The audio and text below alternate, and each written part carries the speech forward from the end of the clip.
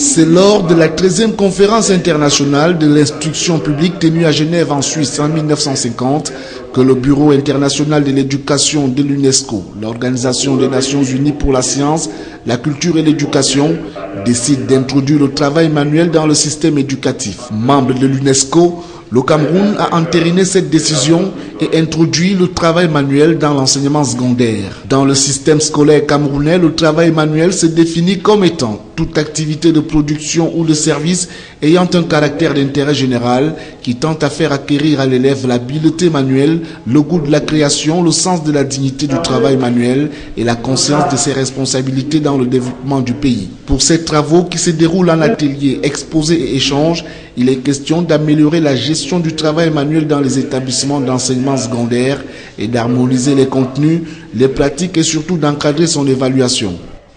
Il s'agira donc d'adopter, d'enrichir et d'adopter le contenu de ce manuel qui fera en sorte que le travail manuel soit une matière comme tout autre, avec un contenu de programme, un référentiel de formation et un référentiel de validation.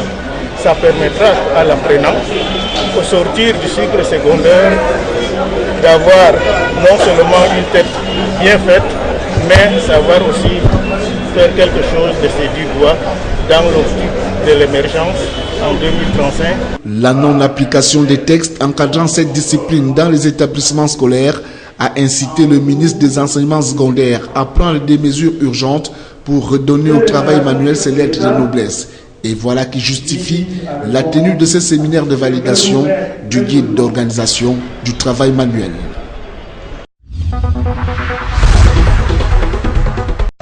Le thème jeunesse et engagement civique soumis à la méditation de cette année est retenu au moment où le Cameroun se trouve confronté aux attaques des groupes terroristes à l'est et à l'extrême nord du pays. Les différents intervenants conscients de l'instrumentalisation actuelle des jeunes enrôlés dans le port des explosifs ont demandé à la jeunesse camerounaise de rester plus que par le passé solidaire et vigilant. Une minute de silence sera d'ailleurs observée à mémoire des soldats morts sur le champ de bataille et leurs familles explosées. Ainsi, le thème surévoqué étant une actualité brûlante au regard de la généralisation des vices et travers sociaux du fait de l'absence ou de la perte des repères civiques et moraux, a aussi donné l'occasion au ministre Midunkwat de repenser et de recentrer les efforts consentis par les différents pays pour faire face aux problèmes des jeunes, notamment celui de leurs engagements civiques.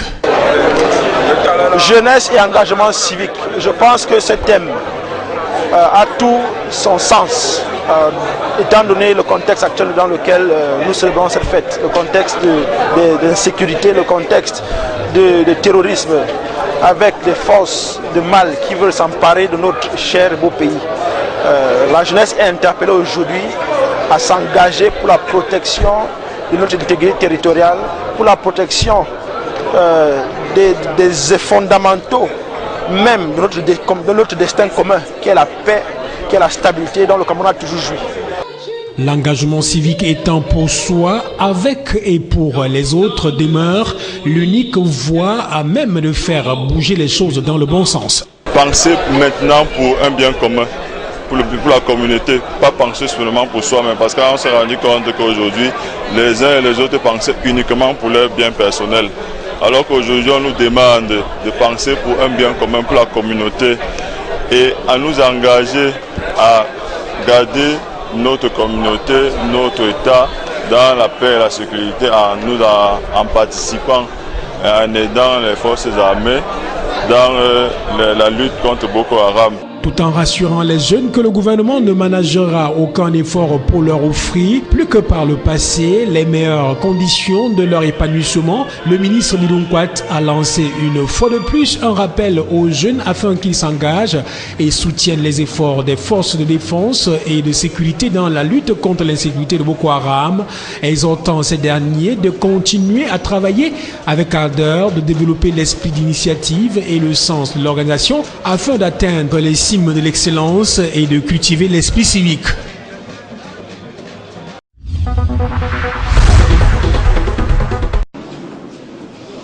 Il aura fallu plus d'une heure au patron de la région du littoral pour restituer de manière fidèle le contenu des assises de Yaoundé. Du premier au troisième jour des travaux, Joseph Betty Assomo est revenu sur les moindres détails, excepté les travaux à huis clos dont il n'a pas jugé nécessaire d'en faire étalage.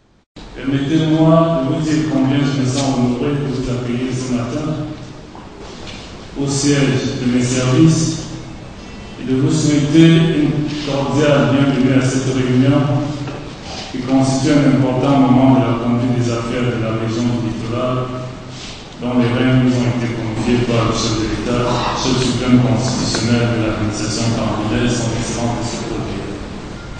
Le but de la présente réunion est de vous transmettre la quintessence des dix travaux afin que vous soyez non seulement à un niveau d'information et d'imprégnation approprié, mais également pour que nous soient répercutées les instructions, directives et recommandations générales ou particulières dont la mise en œuvre nécessitera votre action, votre concours et votre engagement, quand il est vrai que le gouverneur œuvre et travaille avec vous à la bonne marche des affaires de la région, le maintien de la paix, l'ordre de la sécurité dont l'importance n'échappe à personne, surtout par les temps qui courent. Au cours de cette session de restitution, il a également été question pour le gouverneur de mettre à la disposition de tous ses collaborateurs de la région du littoral les recommandations formulées par le ministre de l'administration territoriale et de la décentralisation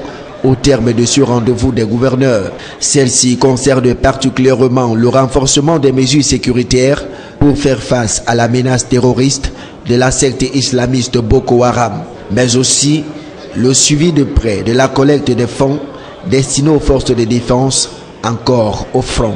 Rappelons que l'enjeu sécuritaire était au centre de ces assises de Yaoundé qui se sont tenues les 5, 6 et 7 août 2015, eu égard à l'insécurité grandissante qui pèse sur le Cameroun.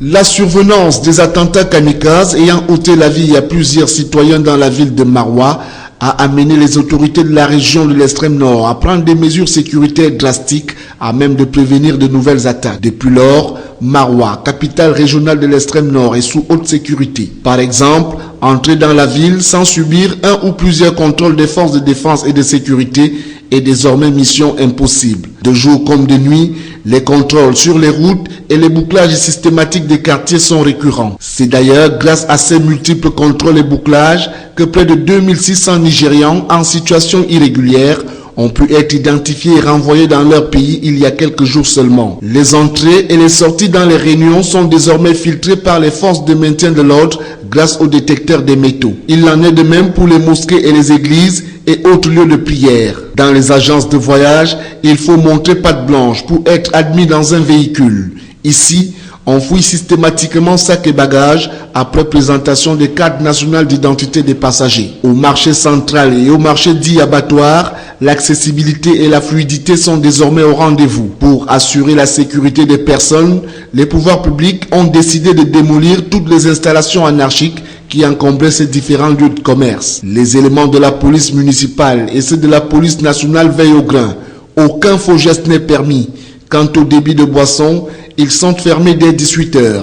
Depuis l'entrée en vigueur de ces mesures sécuritaires dans la ville de Maroua, les populations, dans un calme perceptible, évacuent peu à peu la peur qui avait jusqu'ici gagné les esprits au lendemain des attentats suicides ayant secoué la région.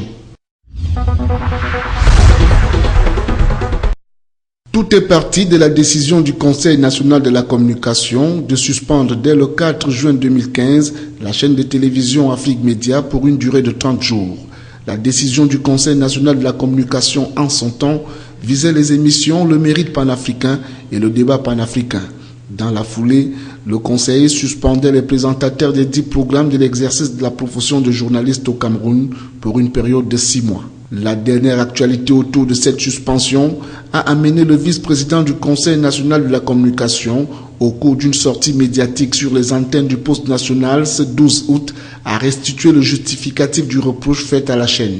À en croire Peter Essoka, il est reproché à Afrique Média la récurrence des dérapages professionnels régulièrement portés à l'attention des responsables de cette chaîne. Selon le vice-président du Conseil national de la communication, le médium s'est fait chantre de la critique contre l'Occident en général et la France en particulier. Le Conseil, dit-il, avait aussi relevé la généralisation des manquements professionnels et des confusions préjudiciables entre liberté d'opinion et des atteintes à la dignité des personnes. La montée en puissance du Conseil national de la communication dans la sanction des atteintes à l'éthique et à la déontologie dans les médias ne pouvait donc épargner la chaîne de télévision Afrique Média qui traçait peu à peu le sillon de ces sanctions dont elle peine à supporter le poids aujourd'hui.